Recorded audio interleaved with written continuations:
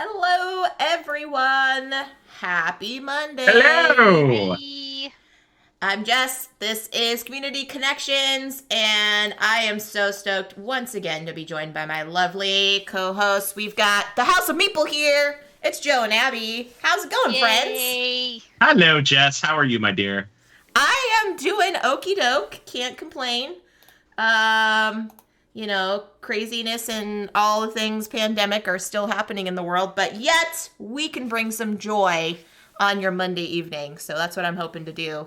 And Heck yeah. yeah, I'm super glad that you all have agreed to join me on this endeavor. So I'm very fortunate to both of you, especially for last week when I was technically on vacation, but I was still there and we were able to talk to Frank West, which was awesome. Yeah. So how are you both doing? I heard you might be a little sleepy after tonight's stream. I really hope not. So I got the new COVID booster today. So I'm really hoping it doesn't hit me like the other like 3 did, because I was fine after, and then like I take some like precautionary Tylenol after I learned my lesson from the second one. But Who told you? Who told you? Some medical professional told me, but anyway, that's besides the point. So the next day, I'd wake up and I would just feel like a complete bag of poop. So I'm hoping it doesn't happen with this one, but if it's anything like the other two, I'm just expecting to feel like absolute crud tomorrow. But it's for the best. Yeah. Oh man, Abby, how are you feeling tonight? Oh, I'm just ducky. It could be worse. I mean, I work in healthcare and it's a full moon and Mercury's in retrograde, which just means it's always a little bit of a poop show, but it's fine. It could be worse. But I get my COVID shot on Thursday, so we'll chat after that.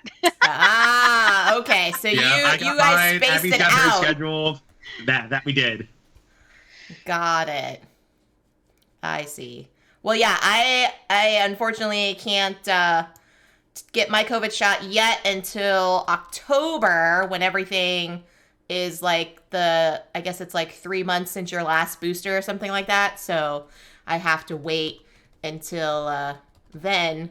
But thankfully, my travels are going to be delayed until PAX, which is in December. So I have some time to recuperate and then, feel better before I get on a plane. Oh yeah, you got plenty of time. Yeah. Yeah.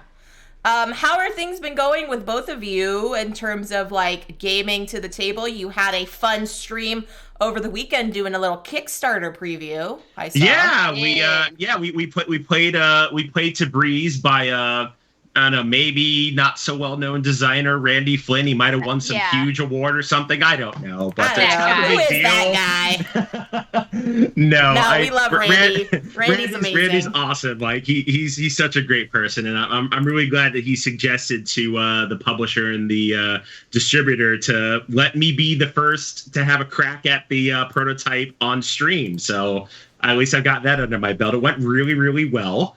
Casey Miguel enjoyed it. Abby enjoyed it, and it was kudos all around from what I've heard so far. And I think it's going to be big once it releases on GameFound next month. Yeah, for Super sure. Super stoked. I heard that Abby did act quite well on that game. She won. I think I did pretty good. For someone I who wasn't gonna notoriously spoil it, loses. Joe, but I was saying, like, still watch the VOD, friends. It's fine. Watch the VOD anyway. Yeah, Abby wins, but you know what? If I wasn't gonna say it, she was gonna say it. So. Yeah, because as someone who notoriously loses all the time on stream, it's like a Christmas miracle. And actually, I'm just gonna say I think it's Casey and Miguel, because now we're 2 for 2 with games that I've streamed with them that I've won. So maybe that's just what I need to win on stream. Oh, yeah. maybe that's true. They're like your good luck charms. Yeah, that's true. See now that's one thing I won't spoil during the stream. There was one point where Miguel got a little bit salty about Abby's last win, and it's quite comical. Yeah, there was a bit of spice in the stream. Oh, that's too funny. Too funny. Well, speaking of having guests on stream, y'all, should we introduce our guests to the stream for everyone? I think so. I think we've kept them waiting long enough. All right.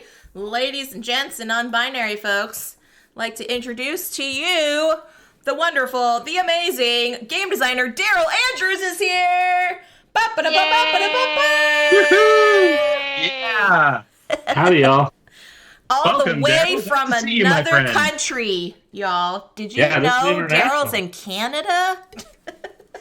I know Yeah. this is our second international guest. Like we've got some cred or something. That's Man. right. Yeah, because you had Frank last time, right? Yeah, yeah, we did. Yeah. We did. Panda Angel says, "Hi, Daryl!" Big exclamation points. So, yeah, for those that don't know who you are, Daryl, give us Sure. a little spiel about who you are, what you do, how you identify yourself, and to everybody that's listening and coming in on the stream, introduce who is Daryl Andrews. Awesome. Well, thank you for having me. And I like to think I'm just a nice guy from Canada who makes some games, and I'm really bad at hyping myself. My most well-known game is a game called Sagrada, and I'm real thankful that people enjoy it. But I co-designed that with Adrian Adamescu, and I've been blessed to work with a ton of really wonderful people, lots of different publishers. Some of my other games people might know. I did Bosk and a few others with Erica Bayoris. I did City of Gears with Chris Leader. I did my very first game was called The Walled City, and I did that with Steven Sauer. And yeah, I've gotten to work with a lot of wonderful people. Got to do a bunch of licensed games, and so that's been really fun to play in other people's sandboxes and get to play in other people's spaces. And yeah, so that's me in a nutshell. Awesome. Very cool. Yes, for those that aren't familiar with Sagrada, it's a wonderful dice drafting game where you're building out a stained glass window.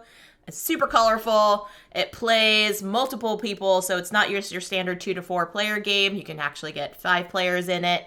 Yeah, it is quite fun, especially from me who enjoys the dice. I might be a little goblin, if you will, as far as dice is concerned. So that is definitely a game that's on my shelf. Yeah, and hello, Dutch Yoda. Welcome in. And anyone else that's lurking while working, we're going to be chatting with Daryl for the next couple hours, friends. So if you have any questions, please feel free to pop them in the chat. Otherwise, Joe, Abby, and myself are just going to round robin it and get a little insight into the brain space that is Daryl. So I will start us off. Daryl, how did you get into board gaming, specifically like the tabletop hobby space? Have you always been a gamer? Was it like right out the gate, little Daryl running around, bringing people together around a table? Like, what is your origin story when it comes to board games? Yeah, I was actually the little kid running around recruiting and trying to get others to play games. I was an only child and was really into games, so I was constantly trying to recruit, especially my mom's a great cook, and we always had different people come into our house. And so my strategy was all dinner long to recruit players so that by the time dinner was done, then I had suckered a few people into it, and then often they'd be like, our butts just got kicked by this little kid who loves games. What happened? I loved it, yes, from a young age. And a lot of them were traditional games, but I also started discovering a few different games, even when I was young. One that was really important to me was Scotland Yard. And that was a game that I felt like, oh, this is different. It's not just roll and move. There's other things you can do with games. And as an only kid, I would literally play. That game seems impossible to play by yourself, but I would play it by myself to strategize and think what would I do? And so that got me started from a young age. And then even in college, I ended up getting into playing Catan, and we had a Risk League where we keep scores, and we had all these different house rules that we would argue about, and just started to discover games. And then out of college, Puerto Rico became a real love, and I fell down the rabbit hole by that point, and I've never come back out. Nice, very nice. And welcome in to those that are coming in. I see Anne is here, Foglight is here. Anyone else that's just chilling and hanging out this evening, welcome in. Joe, to you, my friend. All right. Let's see. So I can kind of relate to this one, Daryl, because I kind of had my own experience the first time I met you. Not gonna lie, I did fanboy a little bit, but I'm gonna turn the tables on you and ask you: do you have like a specific fan experience of like somebody you've met in the hobby that you were kind of like, oh my god, I'm like, fanboying over this person, or somebody you just like were like, oh my god, I can't believe it's so and so? Sure, actually, lots of times. It's funny, people assume I'm outgoing, and I can be outgoing. I can do that, but I think I'm like this mix because of, again, I mentioned I'm an only child. There's a part of me that like is a little bit shy and a little on my own, and then I am, I can be extroverted when I need to be. And I remember the very first time I ever got to meet Scott Nicholson, who used to do videos, Board Games with Scott, and that was a real geeky moment for me, because it was like, oh, I'm meeting you, like I've only seen you on the other side of the screen and you're in real life. And it was a really, that was the first time that I really remember being like absolutely shy, like just meeting someone and them being like, it's okay, and I was like, no, I'm just processing a little bit. I just need a little time to get comfortable with that you're real. And you taught me lots of cool games, but you're just like me, and you want to play games. And the funniest part was I was buying a game for a friend of mine, Steven Sauer, and he had like online put up this game he was selling. It was like some rare, weird Star Wars dice game that you couldn't get anywhere else. So I had to make the interaction because I needed to get this game, but I kept stalling. I was like at a con, and I'd be like, hi, and then just kind of walk away and come back again. All right, I got to get this game. So I worked it out, and actually, funny enough, now Scott's a friend, and we play games every so often, and yeah, it's just a small world how it all changes, but that was one of my first times, and I still experience it all the time. Nice. That's awesome. Abby, what you got? So Anne in the chat wants to know, are there any spin-offs or expansions coming for Sagrada? Well, I mean, if I could pay Anne for that plug, that would be awesome.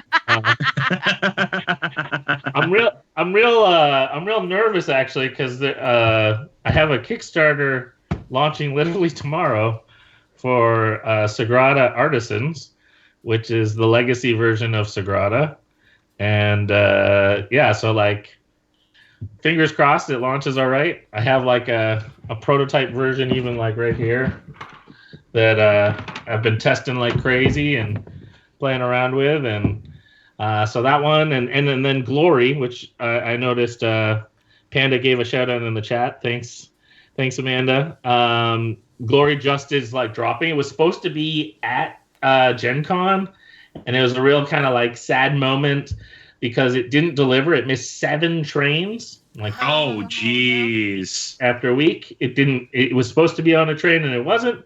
So thankfully Floodgate, who's the publisher of Sagrada and a bunch of other amazing games, they let everyone have free shipping, which was pretty awesome. Anyone who wanted to buy it at Gen Con, as long as they bought something else, they could bundle that on and get free shipping. So that was a really generous move from Floodgate, and I'm really thankful for that, because we were pretty bummed. And so I'm really excited about that expansion. As part of, there's three small boxes and a larger box of expansions that you can mix and match, whichever you prefer, into the game. That's awesome. Very cool. Yeah, that is really good stuff. Cool.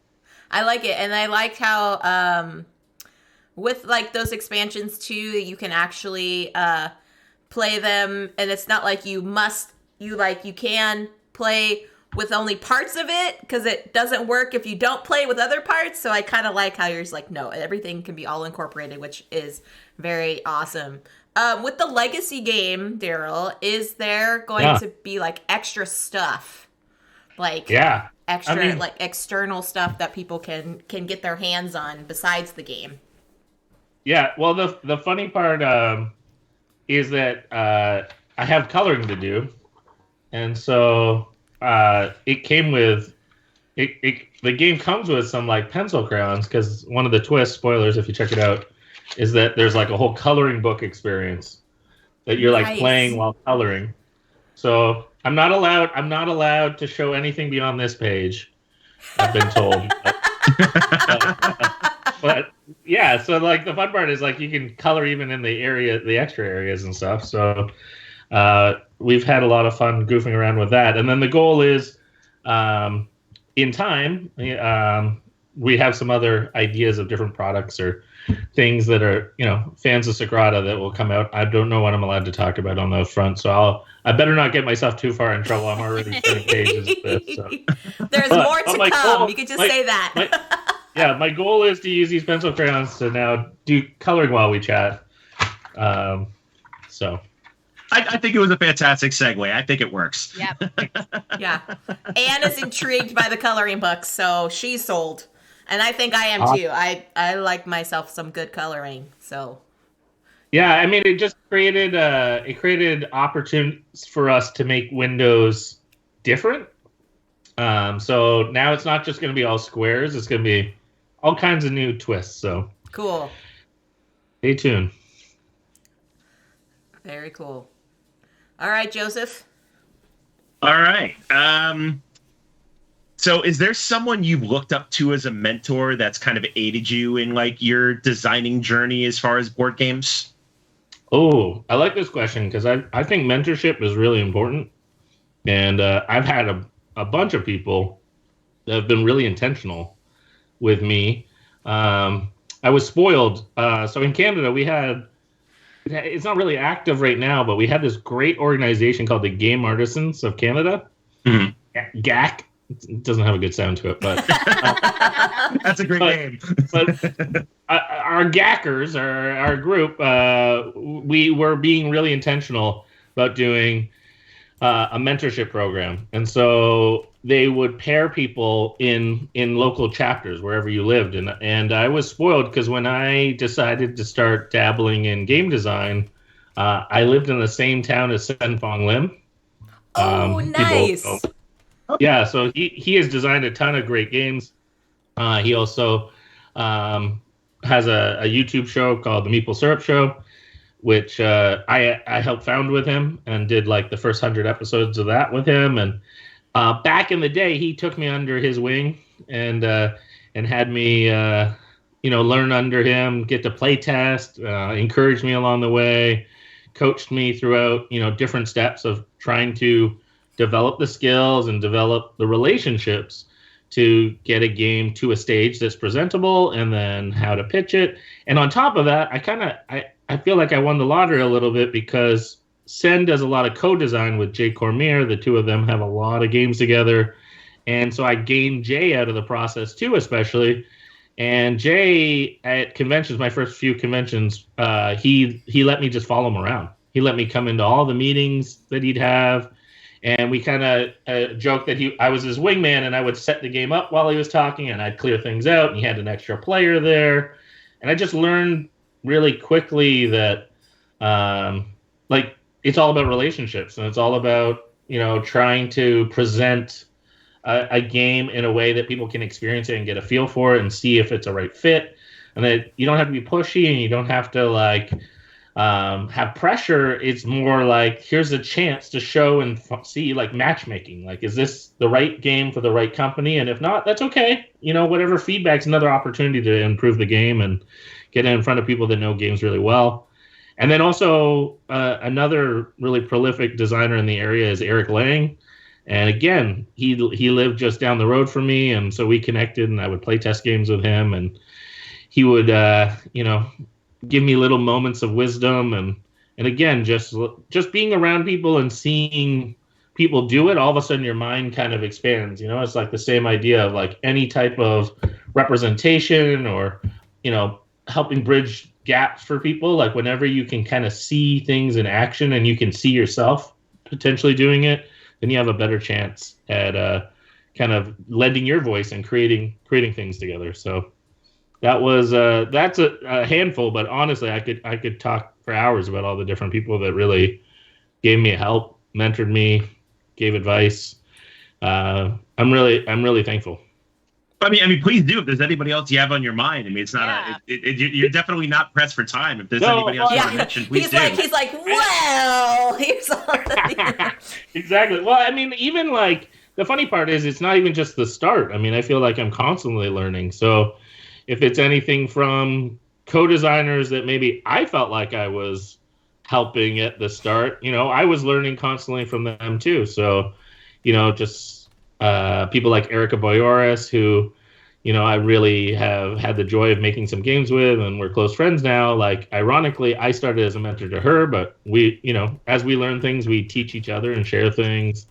I think of like game companies. There's so many game companies that really like included me in the process. So then I would see kind of like even how a game's made or what kind of questions they're looking for.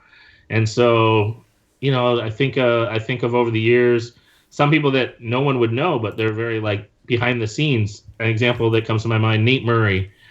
He was inventor relations and developer for IDW games. They don't even exist anymore, but they were generous with their time and, taught me a lot of what I know now today about the process of finding games, developing games, and now I get to do some of that too. So, I really am thankful.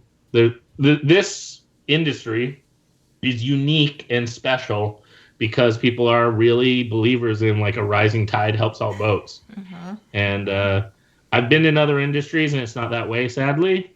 I wish more and more spaces and places around our world would think that way, but I'm pretty protective and thankful that we do that we help each other, we refer to each other, we introduce each other, we teach each other, and it's not like someone's trying to kind of keep it all to themselves.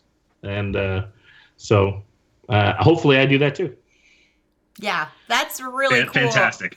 I'm glad that you said that too, Daryl, because I feel like the intentionality of this stream, like in particular, like with community connections, is so that we can connect folks in the community and know like, hey, we're all here for like the love of board gaming. We're coming from different backgrounds and different places in the hobby, but yet we can still gather around a table and enjoy something that we love, So I think that's really cool how you see the value in that like collaboration and things of like joining forces and even sharing wisdom. Like you were saying, you got little tidbits from Eric Lang, and I'm sure there were probably moments where you gave him something, So that's really cool to hear. It's funny because like it has only been so many years that I've been doing games. I don't even know when it's a blur when it kind of started, but I look at that and I go like, it doesn't feel like it's been that long, but it's also amazing to see like how much has changed, but also like how much like we can keep encouraging and finding places like this where people can like connect and learn even more. And I'm really excited about, board games futures because like I just feel like we're still just at the beginning of people discovering games and having like unique ideas. So it's exciting times. Definitely exciting times. I've got some. Absolutely. Yeah, I've got an exciting question, but I'll let Abby go first. What do you got for us, Abby? What's your favorite game night snack? Ooh. I am passionate about food. I love good food. So snacks are key. There's like a real curation there. I was actually just talking to a person I know that's making a documentary about board games.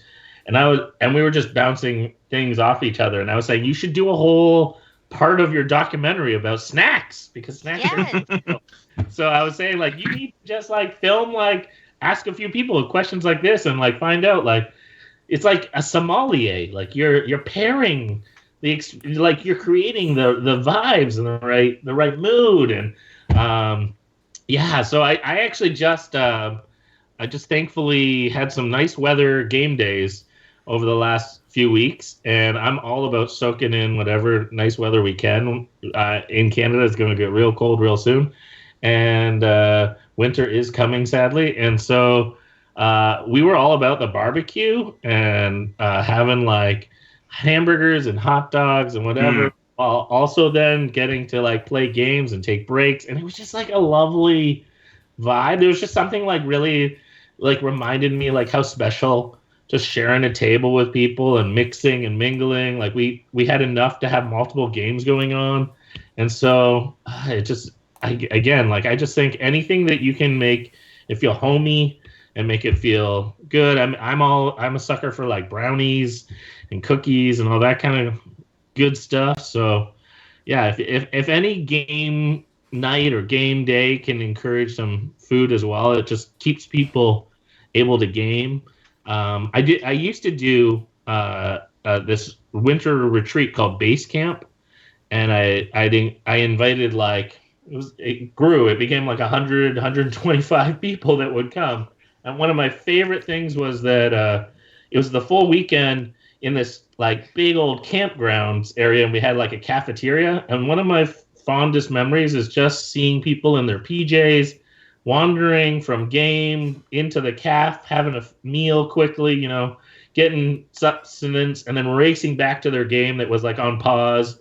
And again, like it just made me so happy to like see, you know, kids running in and, you know, a mixed crowd of just, you know, whoever could come.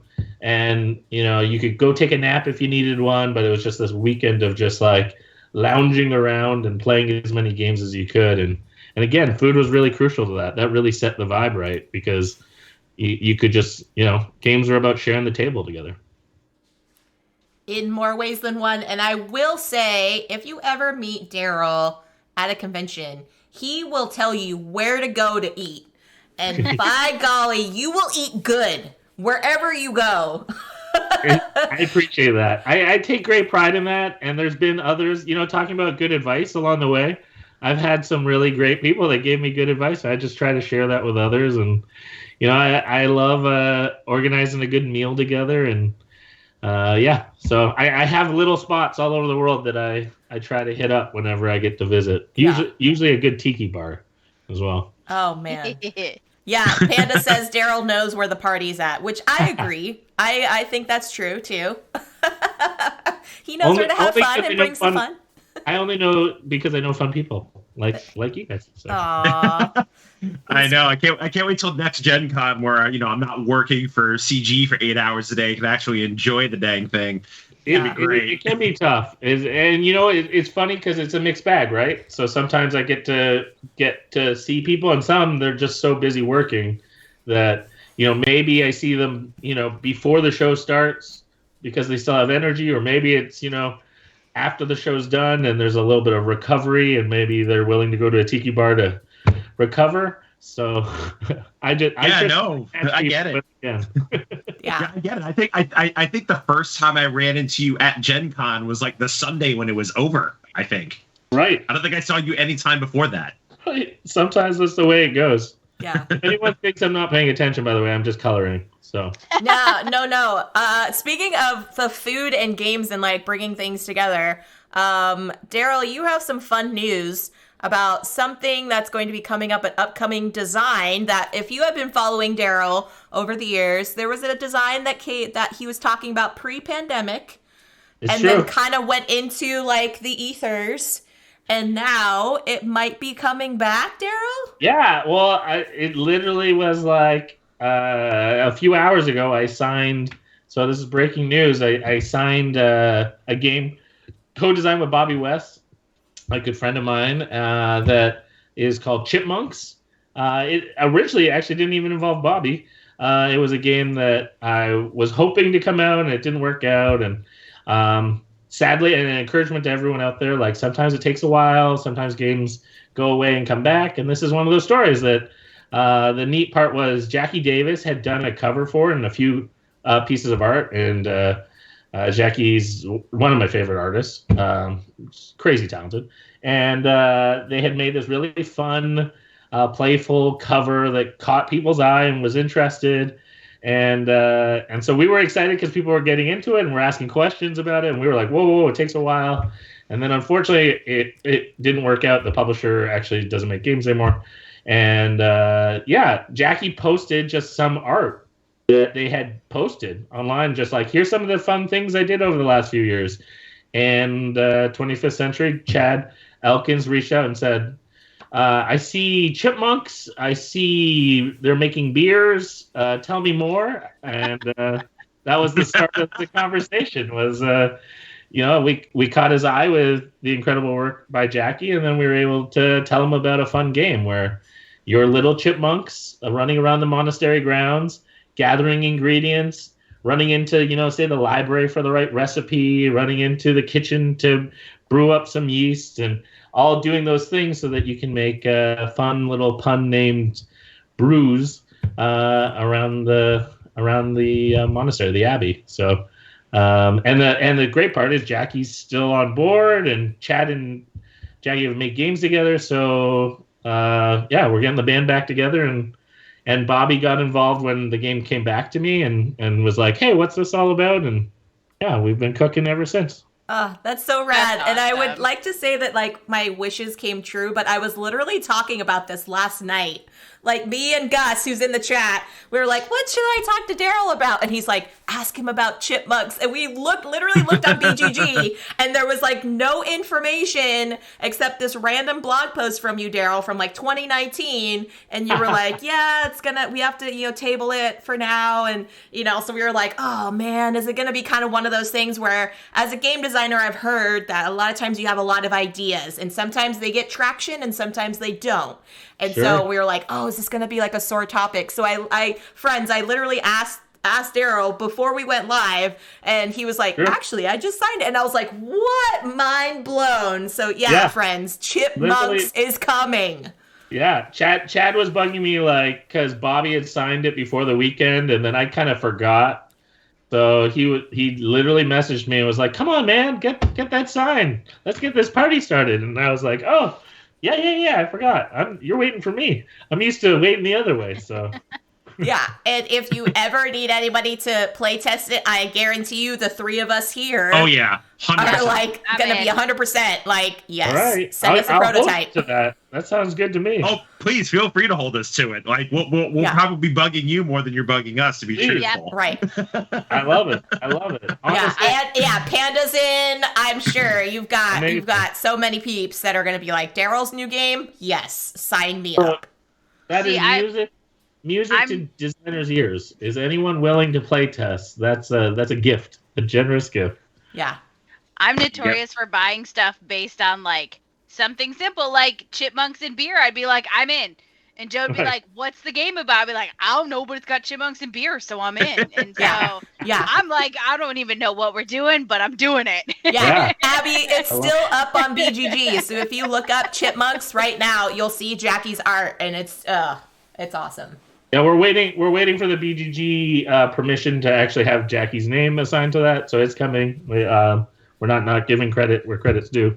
Very talented artist. But we just updated it with 25th Centuries on there, and again, even like the sketch that Jackie had doesn't have Bobby's name on it yet. That's coming, and all those kind of things. But yeah, it's really fun to kind of reimagine and even come back to it with fresh eyes. And I say to people, like, sometimes, like, long times can be a real blessing. So, like, as much as it feels like a downer when a game doesn't work out, but you never know, like, over time, if that's actually going to help the game or it morphs into a different game. Even Sagrada Artisans, people ask me, like, how long have you been working on that? And I mean, we finished it two years ago. And we worked on it for a couple years. So it's been long in the making, but I'm so thankful in many ways that we caught and got to redevelop and tighten and improve all these little things. So all throughout COVID, we kept playtesting and making it better and better to the point that, like, for instance, that's, like, I think the best thing I've ever designed. But I also have never had the spoiled opportunity of working on a game for, like, 4 years. So normally I'm working on a bunch of games and trying to keep up. So that, if anyone's watching and they're thinking, how long does it take? Sometimes it takes a while, and that's okay. Yeah. Rad. All right, Abby, Joe, what you got? All right, I'll go. So before we got on the stream, we were talking about conventions a little bit, and Daryl, you told us that your next outing is going to be Eschen Spiel. And you told me a story one time about one of your very first experiences at Essen, and I wonder if you'd be willing to share that with us. Yeah, absolutely. So I'm really excited. In October, I get to go to Essen Spiel. It's in Essen, Germany, and it's one of the biggest board game conventions in the world. And for a long time, it was on my bucket list.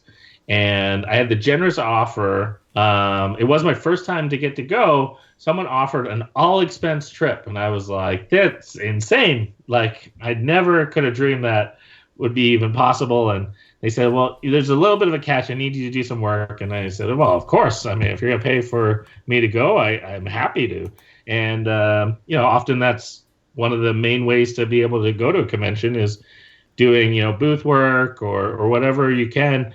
And this wasn't booth work, though. They were like, "Oh, what we need you to do is go shopping for us. We run a board game convention. It's in Seattle. I don't know if it's still going, but it was called Sasquatch, and it was like this invite-only board game convention. At the time, I think there was like a few hundred people would go. It was and the point of it was all the people that couldn't go to Essen that were really connected and loved board games. It was their chance to try all the Essen games. So they gave me the shopping list, and it was 250 games. And they could maybe pre-order about, 20% of them. And then they gave me a budget and told me okay, buy this game, then this game, then this game. And they had a list in order, priority list. And it was not a convenient order. You couldn't just go this game and then next door this game and next door this game. It was in hall 1 get this game, then go to hall 4 get this game, then go hall 7, because they were worried they were going to sell out, which makes sense, but is a very tiresome process to try to shop. Then they'd say, the odd time, if you're already buying this game, then you can also pick up, they would put a few together if you're at the same booth. But I would literally sometimes be like, oh, I want to line up right here because it's next door, but I got to start trekking. And I was zigzagging, running around. I thought I was doing great. The first few hours, I was lucky and missed a few lines, and then realized I have a ton of games here. What do I do with this? And for anyone who's never been to Essen, there's no connected hotels. So I had to carry all those games back to my hotel room so that I could free up my arms to buy more. Because, again, 250 games, that's a lot of trips. I mean, I would be lucky if I could carry 6 to 10 at a time. So I would travel a mile or two, drop them off, come back. Finally, over time, I had friends that were feeling sorry, so they would walk with me, and we were pulling luggage. I was reusing my luggage so I could maybe get up to 12 games before they were always buying the hugest boxes. They were all really big, and so I'm going back and forth. The other catch is, once the hall closed, I had to punch them all out, baggie all the components, and put all of that into my luggage, labeling them. And then I shipped the boxes Russian doll style, and in my luggage, I had 4 luggage, and that was all the bits from all the games. And then I had to fly to Seattle and put them back together. Oh my God! Wow. So I didn't really see Essen that year. I thought I was being conservative and saying I'm going to get it all done and then I'll get to enjoy Sunday. No. Sunday, I had people like T, the One Tar, or Odd Hack Welder, or a few others. They lived in my room. On Sunday, and even other nights, so many different friends came and just punched for hours, just helping me out, because there was no way I was going to do it without the generosity of other people. It became a running joke, what are we going to do to kill an hour or two? Oh, let's just swing by Daryl's room. And I would just be there all night, punching stuff out, repacking, labeling. So I quickly learned why they've never had a person do it 2 times. And I lived to tell the tale, but I was not willing to do it ever again. Wow. That's crazy. So did you actually get 200 games? I don't think it's a thing anymore. Yeah, it was over 200 unique titles. Oh my goodness. Wow. Yeah, it was incredible. So another shout out. They paid for me to fly to Seattle, and they had me stay at the con, and I got to play the games. And I joked, like a whole bunch of them were like, "Well, you were at Essen, so can you teach me?" And I was like, "I didn't get to play anything. This is my chance to play the games too. I'm an attendee." Oh my gosh, that sounds like an actual nightmare. There definitely is moments. I've had some flashbacks. I think every time I don't stay at the same hotel, but whenever I go into that hotel, I get kind of like a little shiver comes up my back. Yeah, well, I mean, no worries. Sasquatch Board Game Festival isn't the thing anymore. I just did a little bit of Googling. I don't think it exists anymore. That's too bad. I mean, it was cool. It was a neat idea, and even after, I think it must have run for at least a year or two after I did it, because one of the things they arranged was Blue Highway ended up shipping. They would order like a few skids of games that they would run around and buy stuff, bring things back. And so I know at least the year after me, Amanda, who used to work there, helped run around, or they had copies that were already getting dropped off. And so they ended up kind of like coordinating shipping with them. And I always remember thinking like, whew, I hope they never have to get one individual to do that ever again. So, yeah, last time I saw anything about it, according to Google, was 2018. So I don't think it survived the pandemic, it looks like. No. That's too bad. All right, Abby, what you got? Yeah. Where did it go? I had it. What's the last game you backed on Kickstarter? Ooh. Last I backed. I'm gonna have to think about that. But I do know what last delivered from my Kickstarters, and that is because it was the largest box of my life, and that was I just got Castle's Mad King Ludwig from Bezier Games, and I went all out because that is one of my favorite games. And they had a ridiculous colossal version. And so the box was this big. Like, it was enormous. Oh my goodness. And I may have gotten a little trouble with how ridiculously big it is. But so, like, compared to Gloomhaven, how many Gloomhavens was it? I mean, it was it's 2 boxes, but it was bigger than Gloomhaven, the 2 boxes. Oh my goodness. Wow. Because the one is taller. Like, I would say, like, if you squished them together, it was like Gloomhaven with like maybe an extra square box on top of half of it. So it was silly big. And I really tried even this weekend to get it to the table, but every time I brought it out, another couple was over, and the one partner was like, "Nope, not playing that." And I'm like, "Oh, it's simple. I had to like find the original game. They're like, "It's just this game. It's just big." And they were like, no. Oh, that's funny. So, but the last one I backed, what was the last thing I backed? I will confess, it has slowed down a lot. Because there's just too many friends making cool stuff. And so I say to people, like, I can't afford to support everyone. What was one? I definitely... Oh, that was a while ago, though. There's been a couple 25th Century games that I've backed, ironically. But they've been making, I think Raw was maybe the last one that they kickstarted that I liked. Or Blazin', I backed that one too. Yeah, good question. I'll keep thinking on it, though. Cool. All right, we got a question from James. He says, what is one of your latest bring and buy treasures that you've gotten recently? Oh. What I wonder what they mean by bring and buy, like just like found at a con kind of.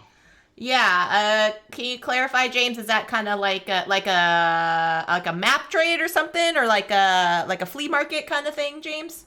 I'm gonna guess that, and then correct us in the chat if I'm not answering that question correct. But I did.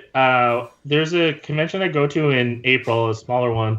And they have a marketplace that is lovely. Everyone brings a ton of their games. They play them the whole con. And then they have this little like flea marketplace where they do really reasonable prices because they just want them to go to new homes.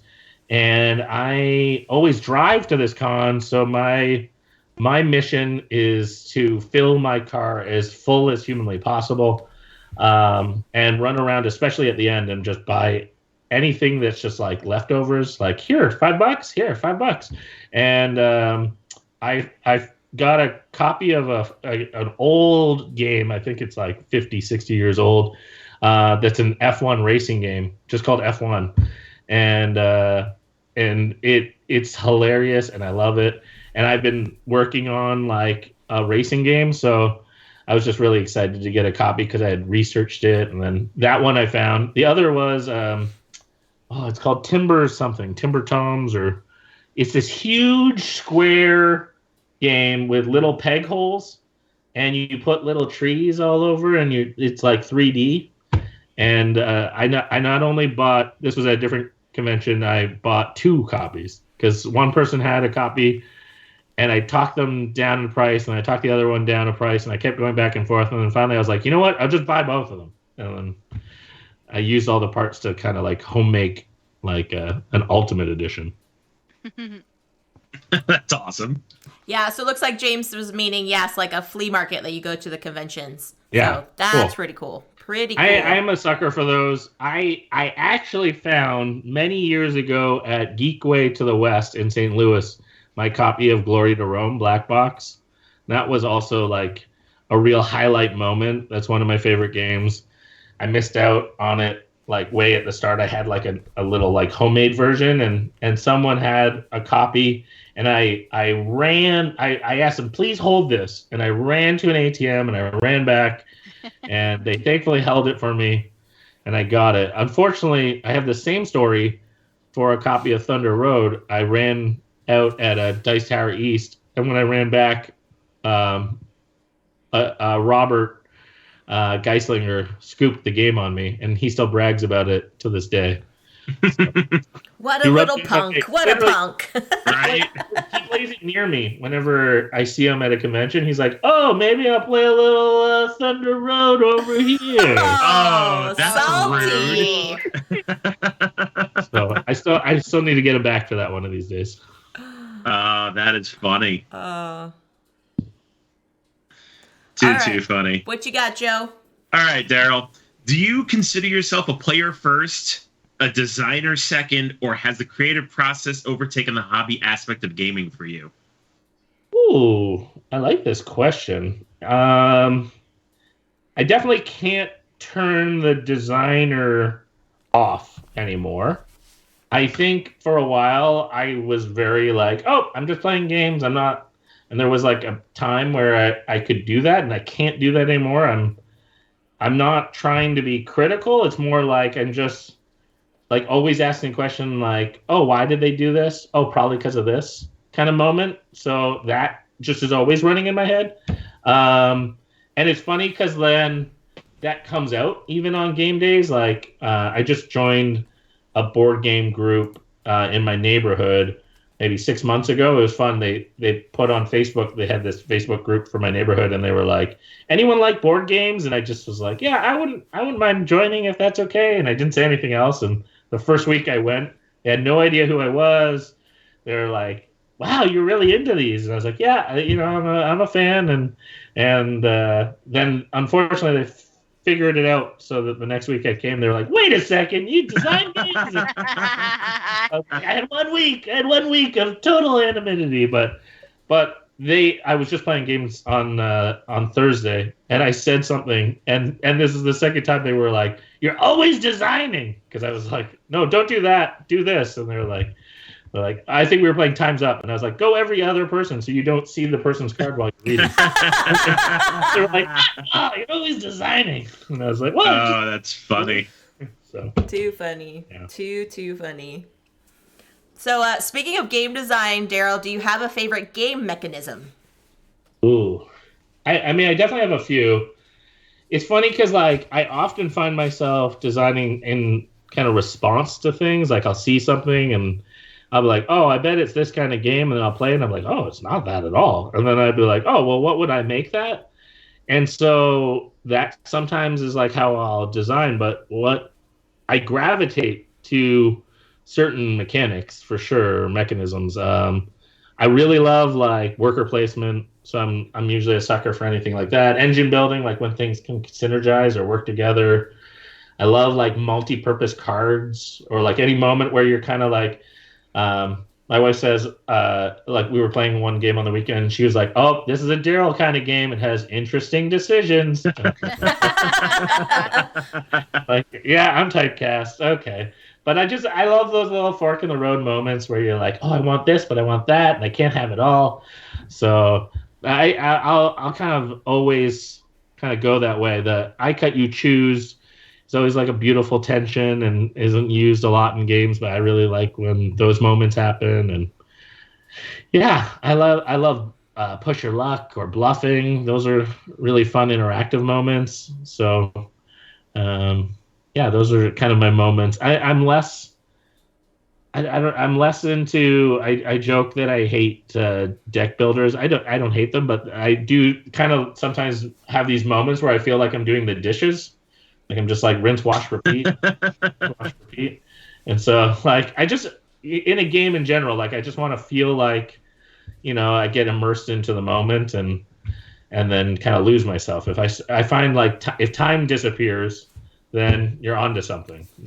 When time just flies by. Those are the moments where you're like, oh, I must have just really got into it.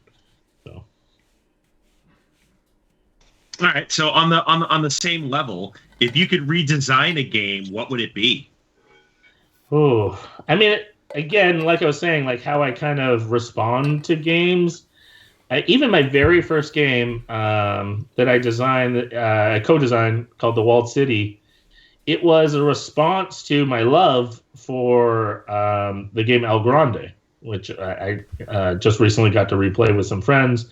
El Grande, in my opinion, is just like one of these just really clever, like it's not a ton of rules, but there's just so many like good choices that you're torn, like what to do. And there's not even like that many turns, but when you're done, you feel like you played this epic game. And yet you're like, wait, I only made like, I don't know, 15 choices or something, but it doesn't feel like that because everyone else's turn matters and you're thinking while they're doing things. And so I don't know, like I'm often finding that I look back at games that I love like that and try to think of like what would be a new twist or a different restraint that would make it interesting. So my restraint with The Walled City was to try to make it even quicker, to make it in half the time. And that was like a really fun challenge. Wolfgang Kramer is if not my favorite designer, definitely in my top three. I have a hard time just picking one, but anything they do, I would want to dabble with and play around with, and I have been spoiled because I've gotten to do a couple co-designs with Wolfgang Kramer, and so I got to redesign some ideas that they had. One in particular is coming out by Arcane Wonders. Huh, I almost said AEG. That's so funny. I don't have any games with AEG. If you're watching someday, but thankfully Arcane Wonders signed a game. They had they advertised it a little bit at Gen Con, but it's still taking time for production. But it's a remake of a German-only released game by Wolfgang called I'm not even going to say it because I'll butcher it, but it's AUF space ASCHE, which basically just means truckin' in German. And it was this game of like pickup and delivery, and it won the Spiel des Jahres back in the 80s, early 80s. And I found that game as a kid, loved it, and then found out there was an opportunity to remake it. And that's an example of a game that I just had played and dreamed about so many times that I had a whole bunch of ideas on kind of how to redesign it. I originally signed it with Restoration Games, and it was going to be like a restoration. And the theme was post-apocalyptic, which became not the best idea during the pandemic. Oh, yeah.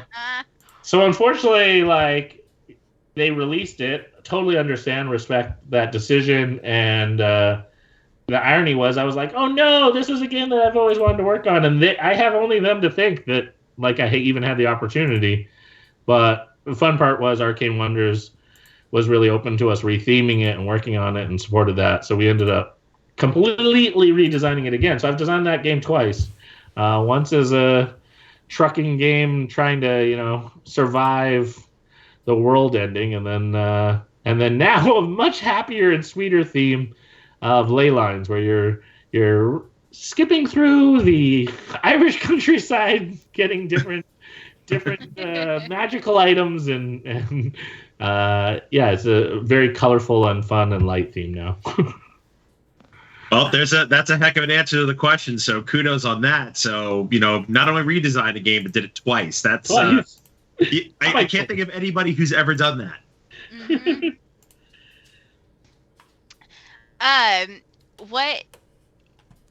So for your shelves, is it horizontal, vertical, or if it fits, it sits? I recently shifted my strategy, which for a long, long time I had boxes vertical so that I could pull out which title I wanted, and I was very adamant about that.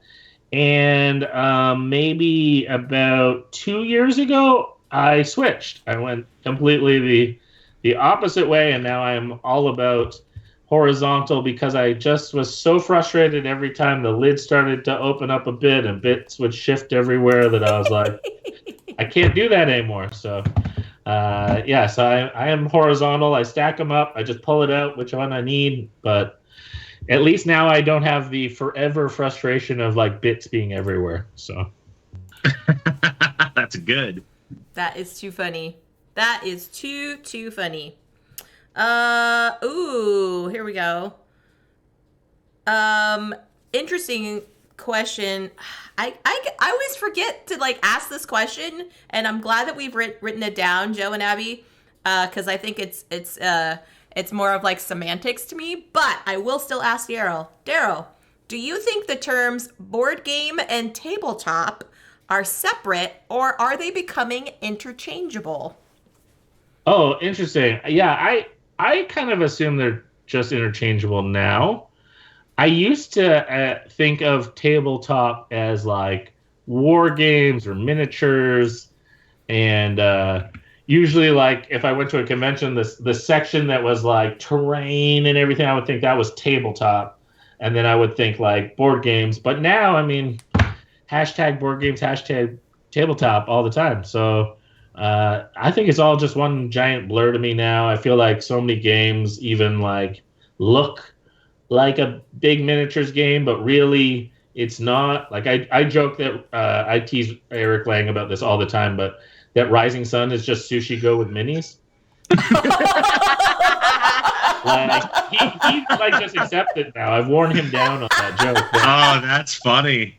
Like, just there's certain games that like you're like, yeah, they're all a blur. We're all learning from each other. We're all mixing fun together, and so I mean, if anything, tabletop's actually less and less of a possible reference because games are going in all kinds of interesting ways. I think of something like Julio made Control with Pandasaurus, and it's like this 3D interesting area control game, but it's not on the table. It's like in your hand, you're passing it around, or there's just all kinds of different experiences now that it's not even on the table half the time. So yeah, I don't know the difference now. It's one giant blur.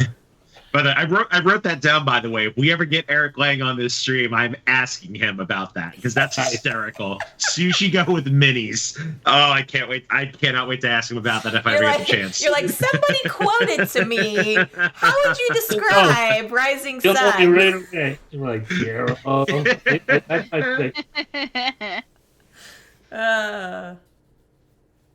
All right, Joseph, what you got? All right. What's one piece of advice you would give to somebody just starting out in game design? It's hard to say one. So I'll cheat and probably say if you got more, go for it. Yeah, but I mean, at the end of the day, the main things, the main hurdles early on, people worry about like their game ideas being stolen. Like, don't worry about that. Let that go. Like, it's a small industry. Everyone talks to each other. If there's a bad player that does that, like, they're not going to last. That's just not cool. And on top of it, like, everyone has so many ideas that, like, when I hear someone else's idea, A, like, I got other things to work on, and B, what someone else will do with that idea is completely different than me, because it's all in execution. It's what does that idea become? And ideas, I kind of hold are a little, I wouldn't say ideas are cheap, but they're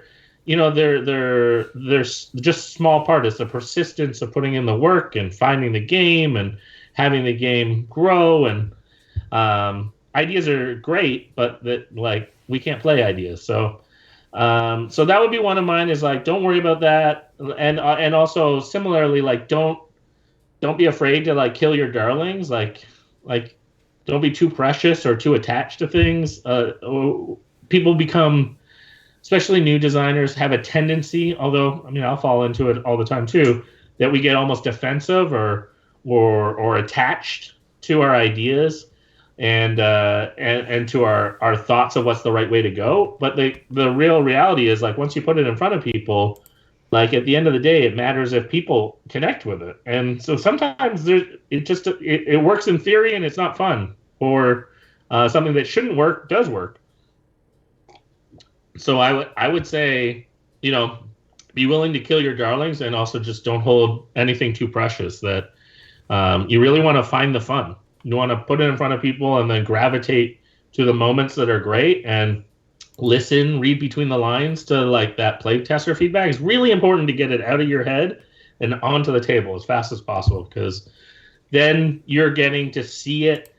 It's perfect in your mind. Game designing is like, oh, if I do this and this, it'll be the greatest game ever. And then you start making it and you start realizing, like, oh, maybe there's some gaps. Maybe there's some opportunity for improvement. And so get it out of your head, play it with people, watch and, like, follow the fun, see where people are responding, and then, also be really kind of gracious and kind to people that are willing to put up with your playtest, because it's a different experience. Sometimes it's not fun. So if people are willing to take the time and just, like, give that time, it's a big deal that people are willing to help you. Yeah. Oh, But play testing. I don't know. I cheated there. It's not one, but ish. Yeah. No, there's no right or wrong answers, Daryl. Don't worry about it. No. Is it back to me? Ooh. It is back to you, Jess. Ooh, ooh, ooh. Da, da, da, da, da, da. All right, Daryl, what's something you wish you could improve or change within the board game hobby? Well, I mean, there's some real obvious room for improvement. I think we're getting better, but diversity is a big deal. We have a lot of growth and potential of improving our themes, improving, the voices that are influencing our games, supporting and creating, on-ramps in all kinds of places so that it's easier. Things even like, I love cons. We were talking about cons, but they're hard to get to and they're expensive. And so is there ways to sponsor people? Is there ways, we've learned a lot with, things like Twitch and Zoom and all this to, like, connect to other people that couldn't, mentorship programs and things like Tabletop Network, do things to help each other. And I think, like, more of that is obviously, like, these are good things, but let's do more of that and find ways to even make that just normal. And I think, like, I look at, like, things like I try to work with a real diverse group of co-designers, and yet, it's hard to even find people to work with that are different. Like, there's a lot of board game people that look like me in a lot of ways, and I want people that have just very different experiences to get to work with and learn from. And it's one of the main reasons why I co-design so many projects is I think whatever I would make by myself would be one way, but if I merge that with another designer, I create something I never would have come up with myself. And so there's something really, like, exciting about, like, I'm never going to run out of ideas if I keep working with different people, because I'll bring some ideas and they'll bring some ideas, and that will birth something that if I worked with someone else, it would be totally different. And so it just kind of, like, also gives me hope that we're not going to run out of games. That's not the problem. We just have a chance to, like, discover all kinds of stories and experiences and themes that we're not even thinking about, or we don't realize that people are hungry for. So, and that's even like talking about like tabletop and board game, like merges, learning from each other. I've been learning a lot in the last couple years, but especially the last year about like D&D and role playing and all that, and that's been really influencing me, like connecting with that audience more. And I don't have a lot of background in that, but like just even learning about it and then through my lens, that changes the way I design things or creates like different games I want to do. And again, like depending on who I talk to, like an example that I think of that I'm really excited about has a Kickstarter coming out tomorrow, Coyote and Crow. Connor is like a good friend of mine, and it's been really exciting to see the different people he's got to work with creating Coyote and Crow. And if there wasn't Connor, then we wouldn't get to find out all these other people that are writers and artists, and yet like it's just such a beautiful world that they've created and like an interesting product. And I got to work with Connor. Connor has a dice game coming out, and I got to be a developer on that, and that was a really fun experience working on that. And I was really intentional about who I play tested the game with, and that gave me new opportunities and new challenges as a designer to really try to be intentional about that. So that would be something I think we are growing. I don't want to be a pessimist there, but I think we got lots of room to improve too. Yeah. I got to meet Connor at Gamma this year, and I was just telling him how stoked I was to have like a new voice in the industry. Because for those that aren't familiar with the Coyote and Crow system, it goes through this adventure that it has all indigenous or Native American peoples and First Nations peoples, and then it's a lot of the game design was done by people in those areas and in those regions and stuff. And it's just a beautifully illustrated RPG campaign. But like you were saying, Daryl, those are also the dice game that's coming out, and it's just like this whole new system into the board gaming space. And I thought it was just really fantastic how it's just something like new, but it has similar mechanics. Like everybody's familiar with role-playing games and science fiction and fantasy, but a little bit a new twist on the theme. Yeah. Well, especially like one of the things that I love about the world that I think really stands out is that like it's telling the story of what if indigenous people weren't colonized. What would that future world look like if that just wasn't our history? And I think that's just like a beautiful thing to think about. Like talk about like just encouraging cool stories and telling people that, think of, a better world as possible. And so like it not only is like kind of like this chance to explore something, but it also encourages me like, and that's what we could aim to. And then yet it also has this rich kind of fantasy world to it and magic. And so like there's still room to be, creative and escape and like have these like fun twists. And so like to me, that's just one example where like Connor worked for a game publishing company. He worked for many years and was a fantastic employee for a company called PSI. And that's how I met Connor, was through that connection. But he had a dream for a bunch of years that he had this idea of something, and he slowly worked on it for a couple years. A lot of people didn't know about it. And then he launched that Kickstarter, and it changed his life because that Kickstarter gave him a chance in a really professional and way to leave PSI. And it wasn't that he didn't, like his job, but he had this dream and he had this chance to like go chase it.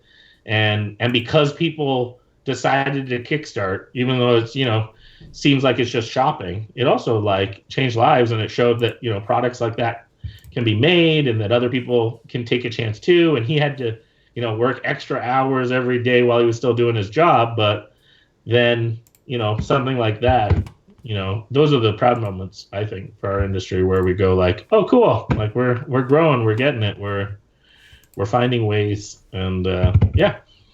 That's awesome. Yeah. And thank you, Joe, for posting the link to the backer kit there.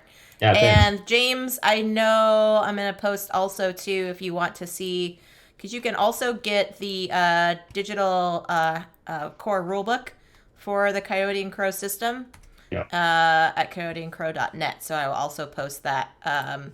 I did a one-shot here on my stream a few months back, Daryl, and it was just really cool to like be immersed into that world and have it be different than like your standard D&D campaign, you know? Yeah. It was just fantastic, phenomenal. And from watching that, I have a friend of mine whose teenage son is really into GMing. Like he's learning like as many different systems as he can because he wants to practice his GM skills. Sure. And he's like, Jess, have you heard of this system called Coyote and Crow? And I was like, yeah, I just played it recently. He's like, would you play a campaign with me? And so I think this fall we're going to start like doing a campaign or maybe like later on, like the latter part of the year, because he wants to kind of like test his DM skills. And so I'm like, yeah, for sure, dude. So I love it. It's just so cool how it's just like get that excitement going. Of just the enjoyment of being an RPG, but it's just something that's totally new than something that we're just all familiar with, like growing up and playing D&D and stuff like that. So, yeah. Abby, what you got, my dear? What is one game you will never play again, or would never play again? Ooh. That is, oh wow, that is a toughie. I like that question though. I mean, I have a hard time saying that I would never, but I definitely, the intent of the question is definitely like ones that I don't gravitate to, or it's more like kind of pulling my leg to do it. I am a sucker. Like I will probably play anything for other people, but I mean, I mentioned like deck building sometimes feels like dishwashing to me. Like Dominion, unfortunately, kind of like I played it a lot of times when it was like new to me and mind blowing, and I don't know. I'm not quickly going to choose Dominion. I know it's a big deal to a lot of people, but I don't want to down what you're into. I jokingly, I have a playtester friend, Tony, who regularly brings Smash up to our game nights and is always pushing it real hard. And I'm always like, Tony, I love you, but I don't love you that much. And I feel bad because actually Smash Up's not that horrible a game, but I hope Tony doesn't watch this and finds me out. But I just now have a good time teasing him about it. But yeah, I don't know. Probably the one that I is Secret Hitler. Thematically, I feel uncomfortable with that one. Personally, again, everyone can enjoy games and find whatever joy they get from it, and I just that one probably is it's the first that comes to my mind that I'd probably avoid. That's fair. Totally fair. All right. So bringing it back to the lighter side of things, do you have a favorite or really fun board game memory? Ooh. Really fun. Well, okay, and I already mentioned Wolfgang Kramer is like one of my heroes and one of my favorite designers. I actually, when Restoration had got me to start working on that game, when it came around to Essen time, and with Essen coming up, I asked if they could arrange for me to meet because we had only been doing emails and stuff to each other.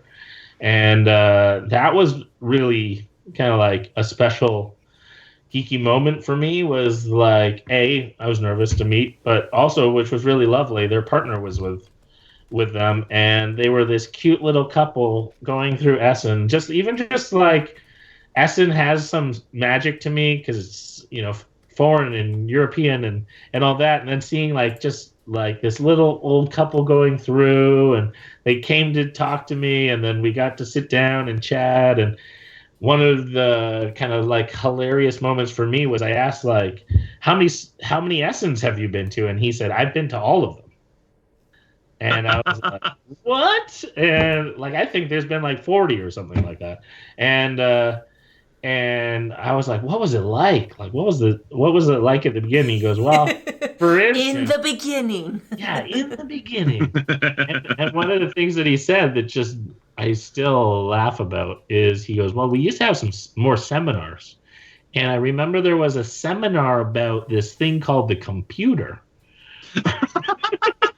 Wow. And I was like, doesn't that just say it all? Like, talk about like the world has changed and the experiences of games and yeah, there was a seminar about like how games and computers can do stuff together and early days of Spiel. And so that was fun, just kind of like sitting at the foot of like giants and hearing these lovely stories of like where games have been and where we're going, and how it was also just inspiring to see someone like, has lived a very different life than me, but still loves games, is passionate, and we're geeky and we're the same in many ways too. So here I'm, hanging out with this guy that's double my age, and we're working together and geeking out about what games we're releasing and what are we rushing to go get and all that kind of stuff too. So that's a really special moment to me. And it's just little things like games have been really important to me throughout my life. I think I was just talking to someone who was visiting Australia recently, and my grandfather used to live in Australia, and they were like, "Oh, what was your favorite memory?" Like I was saying, I visited him, and he's passed since, and one of my favorite moments was I visited his tabernacle and played bridge and bingo. And it's just Whoa. those moments, like, they're just like, it was just fun to like see him in his element, to play games with him and hang out. And, the games are special that way. Anything from sitting around the dinner table or at a cottage or you name it. I love the whole variety of games. Games bring people together. Awesome. Love it. Daryl, what is something that motivates you? What is your motivation to keep you going in this hobby and in this space? Yeah, that's a good question. I mean, I try to set goals for myself.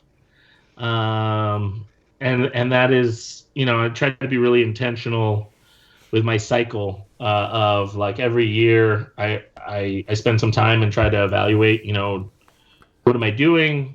One of my goals in life is to bring joy into the world. And, how am I doing that? Who am I doing that with? Am I doing it am I working with people that I want to work with?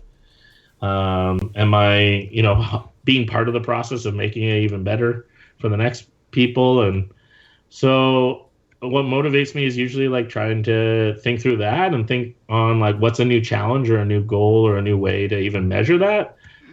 Sometimes in real practical ways. It could be as simple as like something that I had a goal last year. I realized, especially COVID, forced a lot of us to spend a lot of time thinking and, what matters and, a lot of tragedy going on, but also a lot of like, for me, not traveling, it caused me to like stop and think and reset. And one of the things I really missed is over the years I've done inventor relations.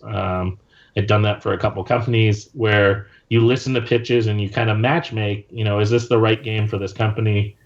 Sometimes I would do that just loosely, referral, play testing people's stuff and say, hey, you should pitch to so-and-so or whatever. And that's just kind of loose. But I had done a couple times, especially one company called IDW.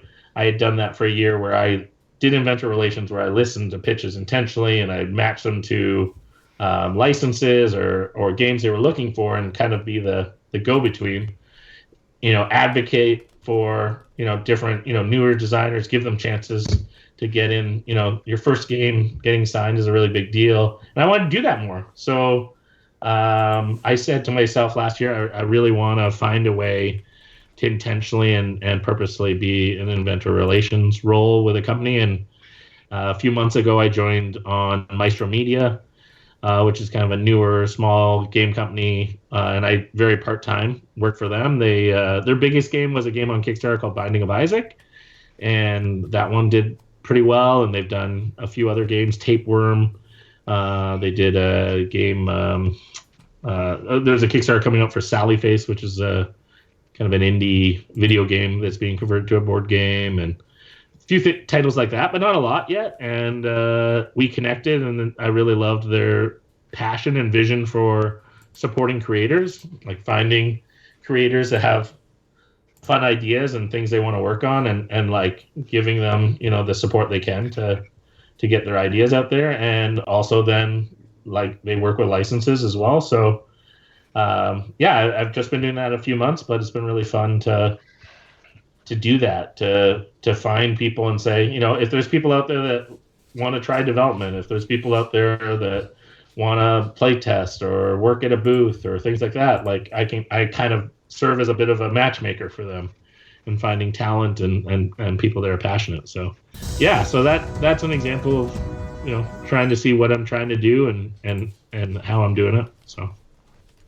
nice, and good timing, Daryl. We're just getting a raid right now, right when you were finishing up. Welcome in, Duchess and Raiders. Yay. Hello, welcome in. Thank you so much for joining us this evening. I'm Jess. I'm joined by my lovely co-hosts, the House of Meeple, aka Joe and Abby, Phantom Meeple and Baker Meeple. This is Community Connections. We are chatting with the lovely, the talented, the wonderful game designer Daryl Andrews here. And thank you so much for the raid, Duchess. How was your stream? If you all have any questions for Daryl, we're just doing a little fireside chat with him tonight. So, and while he's coloring, that is some good progress right there, dude. I would have to say. Making some ground. Yeah, I like it. I like it a lot. I love it. Not great. yet, Duchess. We are still on. You did a crafting stream tonight. Rad.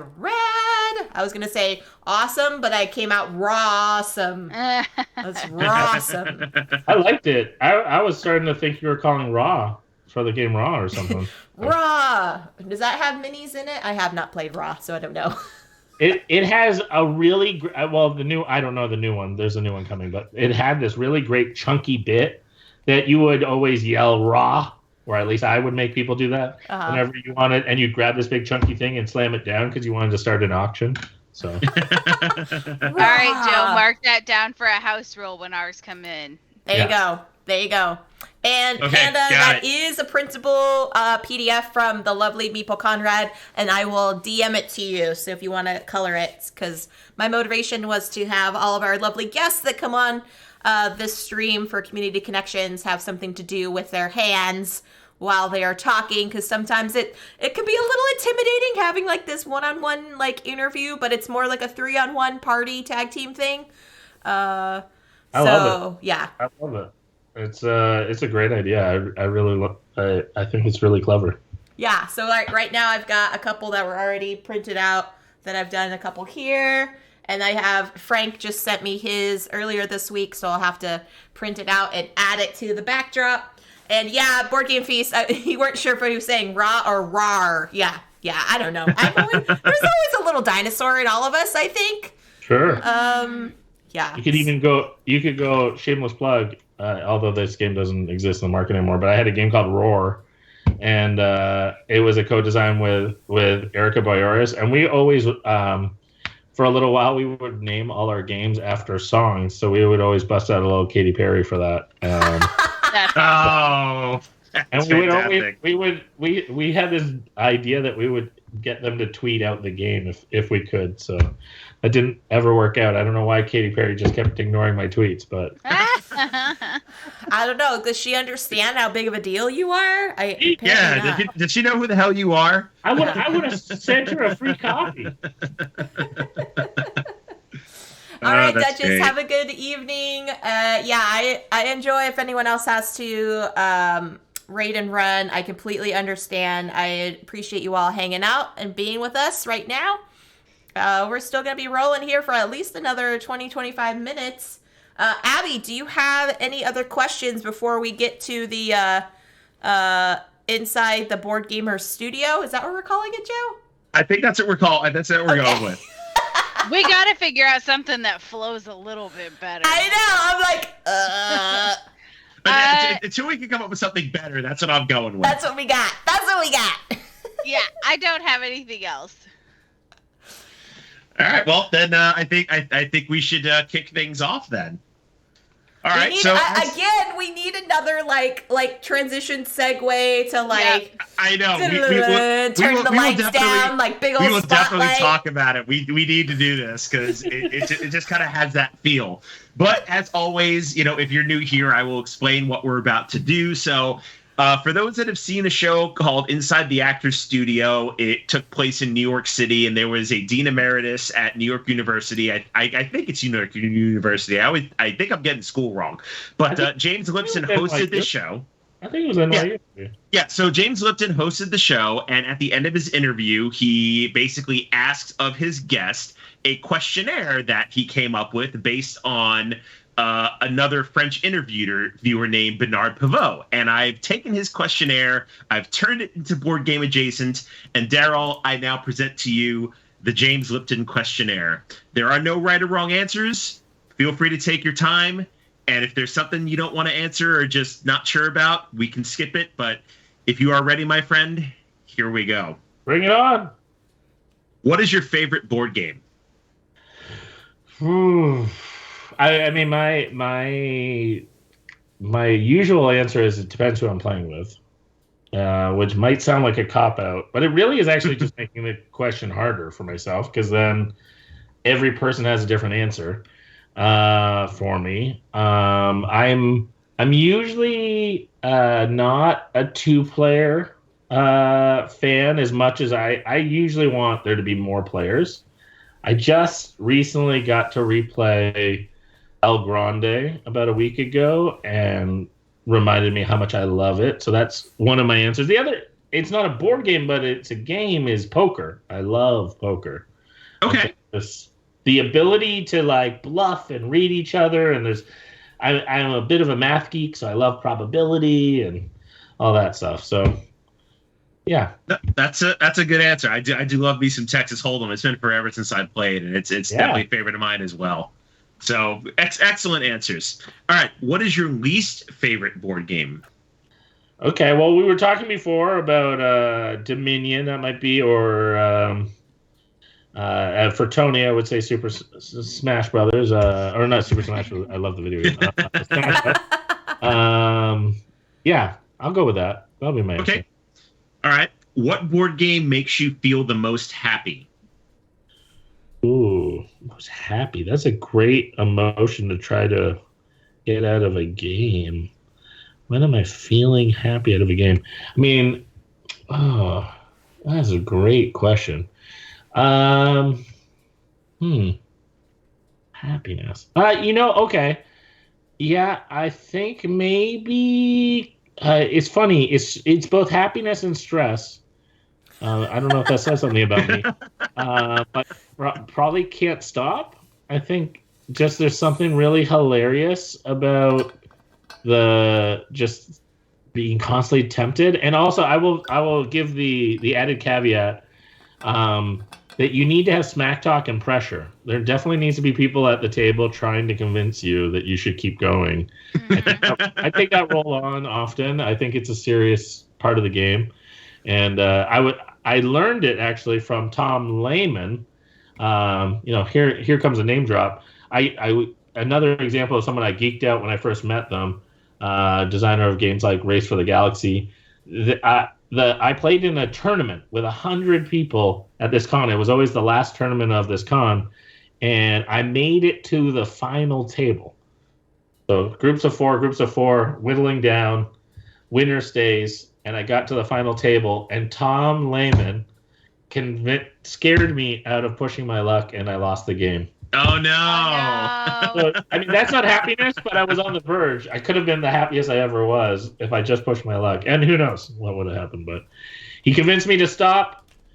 It went by his turn. It didn't help him. But then the next person, Mark Jackson, managed to pull off a miracle, win the game. They were exuberant, and I was like, I should have pushed my luck.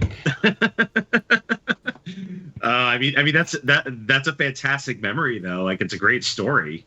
Yeah, and it always makes me happy, and I love introducing it to people. The other game that's kind of similar to it, and maybe, again, showing my love for dice, is Liar's Dice. If anyone's played Liar's Dice or different versions of it, Pseudo or Perudo or things like that.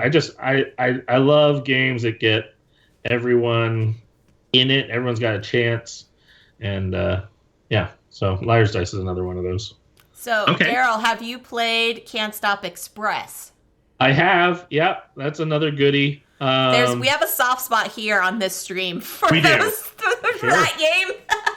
I designed a game out of my love for Can't Stop. So me and Adrian designed a game called Seven Summits, and anyone who's tried it will probably see pretty quickly how it was an influence to us. But it is rolling little D4s that look like little mountains, and you're rolling those, trying to race up the different mountains and score points along the way. So. Oh my gosh, I love it. Yeah. Okay. Abby's I had sign no me idea. up. Yep. Well, the thing is, Abby and I, we've actually been playing a lot of Can't Stop on Board Game Arena, and Right. I think it's quickly become a favorite of ours. And I had no idea that Seven Summits was kind of influenced by that. So we're gonna have to check that out. Check it out. I mean, in many ways, I it's not better than Can't Stop. I think Can't Stop is it's one of those like perfect games. Another game that I played, to give shout outs to not just my own games, that's similar is I think it's called Mountain Goats, which is by Board Game Tables. Mm-hmm. Forget the designer's name. I'm sorry, but that game also is like another one of those kind of like you're racing up, pushing your luck, trying to get stuff. Yeah, they're really fun. They're really easy to get people to the table, and so you're always gonna have these like moments. All right. So next question on the flip side of that, what board game makes you feel the most sad? Ooh. Sad is a really tough emotion to do. It's funny. I as a game designer, I'm regularly trying to evaluate what emotions I want and experiences I want to create at the table, and what emotions aren't out there very much. It's funny because I actually think there's a lot of games around scared or horror or trying to be scary, but I think sad's actually pretty rare. I think one of the reasons is it might be tough to sell because a lot of the times we turn to games not to be sad. I will say the most sad, and it haunts me to this day, is actually a game I don't even know if it really exists, but it was designed by Matt Fantastic, and they made I forget even what they call it, so sorry, Matt, but they made this game. I can describe it pretty quickly actually just using this sheet, but they put a bunch of different images of items on a sheet, and then on the back side there's other pictures or items, and there are things like a house, a cat, a family member, all these different things, and then I think it's something like pull us apart or something, but you pass the sheet back and forth, and you're in a divorce, and you're ripping what you want to keep. Oh. So wow. And when you do, and you rip things, you rip through things on the other side. So you have to intentionally think through, like, yeah, I want this so bad that I will rip that. And yeah, as a designer, like, I think it's like a really brilliant way to make people feel something and think through, like, that's tough. And I think it's honoring in a way that, like, that's a tough time in life, and people go through it and you survive it, but it can be hard. So that would be my example of, like, probably the saddest. It was the only time that I can think on the top of my head that I cried after playing the game. Wow. Like, okay. Ugh. All right.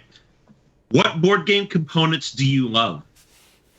Oh, going positive now. I like that. I mean, I love bits. I buy too many games, but on top of it, I have like bins and bins of random bits. I'm like a factory of nothingness. Drawers everywhere. I love dice. I mean, I like shiny dice. I like weird dice. I constantly collect things that are just like inspiring but bizarre to maybe someday be a component in a game. If it's anything from, I was hoping to do this in a game, and I think Dinosaur Island was the first that I remember, but they did like the slap bracelets for like the first player marker. Oh yeah, the Kickstarter. I remember that. That's a hilarious component. There's a game called Sticky Chameleons that uses basically that thing, like, you know, that sticky hand on on like a string, and you'd like slap things on Yes. Oh yeah. like Sticky Chameleons. It's the tongue. It's just like, oh, that's so good. That's so funny. I love Dice Towers. It just feels so satisfying. And Cube Towers. I actually think I like Cube Towers even more. It's hard to pick. I like Spinners. I think Spinners are underutilized right now. I'm coloring right now, but I think like writing on boards and games and stuff is really like a fun space. Like whenever you can get creative and make it your own, and I think those are really funny moments. The real thing for me is I want to make something that almost like people wouldn't normally like touch or play with, and then they just think it's normal that they're playing with it now. Like that's a funny moment to like create that. This is like for instance, dreidels. I've been working with dreidels a bunch. And just like when in your life would you just randomly pick up a dreidel? But now like maybe it's a twister, maybe it's a whatever. So I think those are fun moments. Adrian and I, we noticed this moment when we were designing Sagrada. We try to look for this now on a regular basis, but we did a play test, and at the end of it, every person went and they grabbed their phone and took a picture. And we were like, what are you doing? And they were like, well, I made this. And we were like, interesting. And I'm like, this is just a prototype. This doesn't exist. Like, and they were like, no, I'm proud of what I made. And it was just like this moment of like, oh, cool. Like people got so into it and they felt so creative, like just because they were shiny, transparent, pretty dice, and then put them together that it made like this great moment. And it was chunky and satisfying, and like them fitting in. I love like sunk cardboard and stuff, like when things fit places. So yeah, so I think components are a really big deal. Just like giving people excuses to play and be creative and lose themselves, be a little kid again. Okay. What board game components do you dislike? Ooh, that's hard. Oh, that's interesting. I don't know if I've ever thought about that. I love cards. I love dice. I love all the weird stuff. I love boards. I love maps. What do I not like? I don't like the carbon footprint. Can I do that? Yeah. Yeah, that's fair. That's totally fair. I hate air. I hate air in boxes. Like that sucks. Are you like the anti-shrink wrap Anti-box of part? board games? Yeah, I get it. And even like sadly our culture is suckers for like a big pretty thing on the shelf. Like I even I have experience when a game has been shrunk down and I really believe it's been unnoticed because it doesn't have that presence. Unfortunately, that's just somewhat like how we're wired. But I really think it's possible to do things much smaller. It just will take us a transition. But like, for instance, in Germany, I think this is hilarious, but Catan is like such a tiny box. And like, there's a bunch of games, like even, especially if you don't have a big map, that they're just little tiny games. And not only are they small, so then they're just like not like killing our world, but then on top of it, like they're still like pretty pricey because people are buying the experience, not thinking like big means more money, small means little money. It's like, no, we need to pay our artists. We need to pay our creators. We need to pay people that made this game and got it here, fair wages. And so I think that's a whole cultural thing of us like discovering, like, let's just like give an appropriate amount of money for a really great experience, but it doesn't have to be like a giant imprint on our world. So that's the components that frustrate me. Okay. That's an excellent answer. Like I didn't even think it could be answered that way. But again, no right or wrong answers with these questions. It's fantastic. All right, here we go. Next one. What board game is so bad that its name should become a curse word? Oh, I just had that experience recently. Oh, no. Oh, no. What was that? Oh, no. Let me think for a moment. It was horrendous. Was it a game or was it a... No, sorry. I'm thinking of a movie. I just watched a movie that was horrendous. Who knows? It might actually have a board game to it. Right? Yeah, maybe. Yeah, maybe. I felt bad because I love Queen Latifah, and it was a new Queen Latifah movie, and it was sucked. But what game has given me that feeling? I mean, I will admit, like, sadly, like, I've been part of making licensed games, but there's a lot of bad licensed games, and that's why it has a bad rap. Is that a bunch of times they've been kind of mailed in, and so now we're getting a bit of a renaissance. We're getting companies like Funko that are actually like paying designers to do good work. But before, and like whenever I kind of like run into licensed games from back in the day, or you feel like someone just kind of like slapped a theme on and it's not really, those are usually it. I'm really struggling to think of a great example, but yeah, that'll be my answer. That's all right. You can come back to it if you think of one. Sure. All right. What profession other than your own would you like to attempt? Well, talking about movies, I'm not a good writer. If anyone's read my rules, they know that. But I love the idea of crafting stories and experiences, and I think a directing role would be pretty awesome. Like being part of inspiring and encouraging a vision. I feel like I'm pretty good at like seeing like where things should go, but I'm not naturally like a painter or an artist or a writer. But I think working with like a writer and creating a movie, I think that would be neat. Okay. What profession would you not like to do? Ooh, I've had lots of those. Yeah, I mean, I feel like I've done a bit of everything. So, I mean, for example, I was a prison guard for a number of years. Oh, really? Yeah. Interesting. Yeah, and that I did it for young offenders, 16 to 18-year-olds. And it was really life-giving when you connect, but it's really depressing to keep seeing repeat offenders and see how the system really keeps a lot of people in it. And yeah, it was like definitely wearing down my soul. So as much as there were like moments, that's really tough because you're just like, I remember I was part of actually a private facility that their success rate was in the like 75 to 79% repeat offender.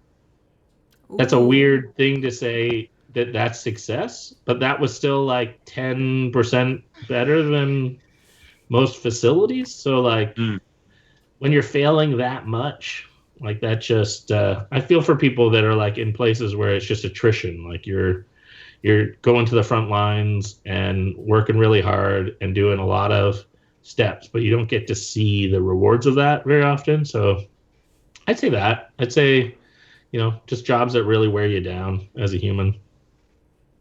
Okay. And our last question, if heaven exists, what would you like to hear God say when you arrive at the pearly gates?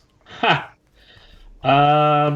that's a fun question. I mean, I would love to hear that I'm, was loving and that I helped people and, was part of making the world a little bit better and that, I did good. I don't know. I think that'd be pretty awesome. All right. Well, guys, gals, and non-binary pals, that is the James Lipton questionnaire. Yay. Wow. Yay, you survived, Daryl. You survived. It's cool. What did you think? I like it. I like it a lot. I'm looking forward to hearing other people's answers now.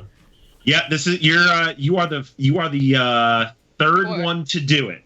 Yeah. I'm excited. I'm gonna have to go back and watch now.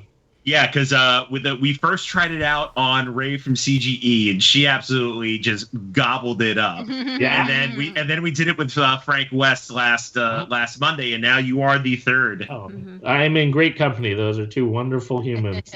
So I'm excited to watch those because they're both people I'm really proud are in our industry and making waves. So Yeah. Yeah, we've I think we haven't heard a bad thing about it. Like after we get done with the questionnaire, they're like, that was a really good hard hitting question. So we'll come up with a better name for it at some point. But I mean, I like it.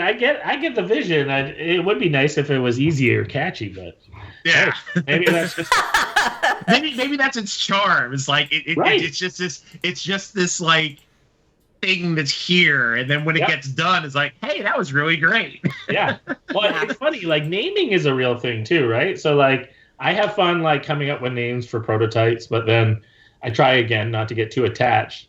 I had one game though with Adrian Adamescu that a while back was made by a small card game company called Green Couch Games, and we had all these kinds of debates over the name, and it was funny because the publisher at one point said, like they described all their what they want and like their art direction that they were going to go with it, and they were like, like I wish it was like an old movie, like very cinematic, very like dramatic name, and it was like we were brainstorming in this chat, and I said, Before the Earth Explodes, and they were like, oh, I like the discussion. They all got fixated. And I was like, no, I don't like it. It's too long. No, it's like, no, like, no, we like that. And I was like, no, I don't like it. I just said it out loud.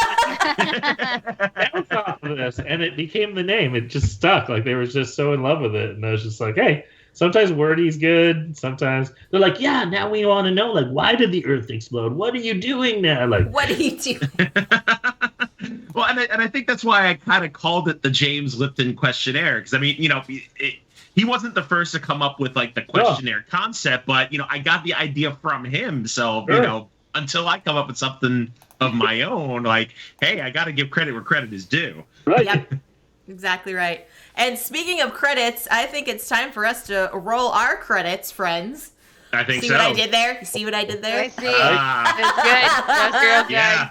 I'm gonna count that. Thank you, Joe. We do have a pun counter here. Daryl, what is something that is coming up besides Chipmunks that you have on the table that folks can look forward to in the next months, weeks, days, hours, if you're going to post something on Twitter right after this? Right. Well, I mean, tomorrow's Sagrada Artisans. Definitely take a look at it if you're willing to check it out, or mention to a friend if they like dice or they like coloring. I think it's the coolest thing I've ever made. I'm really passionate about it. I'm nervous about it, but I'm excited. I'm looking forward to Ley Lines from Arcade Wonders. That's going to be coming out hopefully in the next month or two. The word on the street is maybe like PAX Unplugged. Fingers crossed it might work out. Or I have a game that dropped at Gen Con called The Real Truth. It's with the licensed Last Podcast on the Left, which is like a really funny, out there, wild. They talk about all kinds of crazy conspiracies and cryptids, and thankfully the game's done really well. It actually has sold out from Amazon twice already. Wow. Since Wow. So, basically every time they tweet about it, then it just like sells out, which is cool. Never had that experience. So that's neat, and I heard they just got another shipment. So those are probably the few. Glory, the expansion for Sagrada, and there's some fun projects getting signed right now that hopefully I'll get to talk about in a few months in more detail and get to do. So yeah. Other than that, just like if anyone wants to chat on socials, reach out to me if you're a designer or just like games. I love talking about games with people. Rad. Well, it has been quite the pleasure to have you on, Daryl. Thank you so much for taking time out of your evening, and don't feel pressure to like finish the coloring sheet tonight, sir. You can definitely, close, send it later. Yeah, great. But look at that progress, everyone. So nice. I'm glad everybody's actually enjoying coloring. Like it's one thing where people are like, oh, I'm not sure if I'm very good. It's like, it's fine, just do it. And everybody has been like, wow, this actually was very soothing. I'll give a little spoiler too. This is I might get in trouble for this, but oh well. you'll notice the colors, and there's orange in here, but orange is not in here. So. Oh, okay. Take that for what you will. Yeah. Oh, man. I didn't say anything. Yeah, it wasn't us. We didn't say it. I was just coloring. Exactly. You just pick some colors. You're good. It just happened. All right, my lovely co-host, what do you have going on in the board gaming space this week? Starting with Abby. Tomorrow at I don't know what time because it's not our normal time. We're going to do something that I don't know because I don't know. I'm just going to sit my butt down at the table and Joe's going to tell me what to do tomorrow. Because I have no dang idea. So that'll be fun. And then on Thursday, I'll be back with my Cult of the Lamb, hopefully. And then Friday, again, I'll just sit my butt down at the table and Joe will tell me what we're doing at whatever time that happens to be. I have a question, Abby. Yeah. Do you like being surprised like that? I'm curious. Like, to me, like seeing a movie that I don't know anything about, I'm like so pumped. It's like hit or miss because I'm like, oh, like maybe it'll be fun. But like sometimes he does these things and he's like, you're going to love this. And then I'm like, this was actually the worst thing that I've ever experienced. I'm not even going to try to like it for you. Like, so it's hit or miss, but it's hard on stream because then I have to like be like, this is great. And then we get off and I'm like, you're terrible and I hate you. And I'm putting myself in timeout for 5 minutes because I can't talk to you right now. Oh my goodness. So Joe, what are these things that Abby's going to look forward to? Just throwing me under the table. I see where this is going. It's totally great. Anyway, so for me on Tuesday, tomorrow at 3 p.m. over on Amanda Panda's channel, we're going to be playing Trust No Bunny. It's debuting on Steam, coming out of beta. We played it a couple times on stream with Silver Metal Tavern. I think Amanda Panda's done it once. I think Rock has also done it. But yeah, we're going to be doing that tomorrow. I'll be showing up a little bit late because I do have a doctor's appointment, but I will be there. And then at 6:30 Pacific, I'm going to be doing another Kickstarter preview. It's called Waking Shards. It's on Kickstarter right now. It's a 2 to 4 player game that has lots of strategy and combos. You basically build an army of guardians and try to defeat your opponent. It's a super fun game, and I'm looking forward to previewing that tomorrow. So Joe's going to win because strategy is not my forte. Hey, you know what? You said that about Tabriz on Saturday, and look what happened. You won. But Tabriz is different because there was other stuff. It's not just 100% strategy. I got to hoard supplies, so I'm good at hoarding. I'm just not good at strategy. I know. But yeah, so that'll be Tuesday, and then on Thursday for the Panda and Phantom show, we're going to be playing Kinfire Chronicles at 1 p.m. Pacific, so that's going to be super exciting. And then Friday, I'll be back to my normal time, 4:30 p.m. Pacific, and Abby and I have yet to choose a game, but we'll throw something on the table, and I'll probably put my schedule out after the stream. I've been lacking lately. I usually try to do it on Sundays, but usually I wind up doing it Monday nights now. But yeah, that's pretty much the week coming up for us.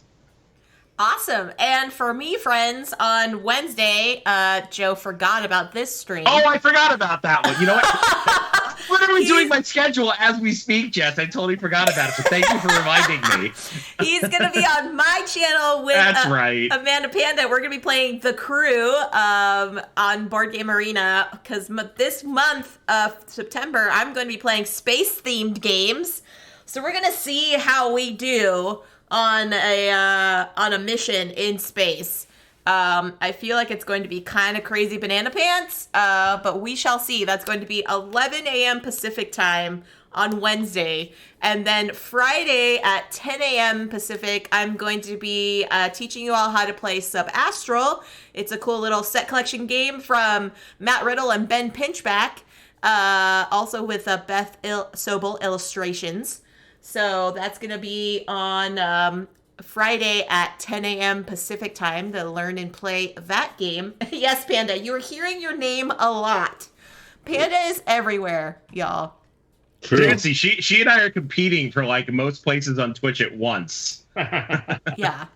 So that's it. But if you want to follow all of our wonderful content, friends, you can just catch the little tabs down below our videos there. You could see our handles for all the socials. You can follow us and you can get our schedules and whatnots there. But this has been fantastic. I am super stoked that this has been going so well. So thanks again to my lovely co-hosts, Joe and Abby, for always being fantastic. I appreciate you both. And for the wonderful Daryl Andrews, thank you so much, sir, for coming on and chatting with us for this little fireside chat. Hope you enjoyed yourself. It was fun. Thank you. Yeah. So let's send everybody on a raid train. Joe, who do we got online that we can send the lovely folks to? Let me see. Or if Abby's got any suggestions, we can... Let's see. Rock's playing some Pokemon with the missus. Bonds is on doing that new Disney Dreamlight Valley game, which I keep hearing about. Oh. And Time Roller's on playing some board games. That's all I've got. That's what I got too. All right. Well, let's see. We haven't raided over to Bonds, and she is always just so fun.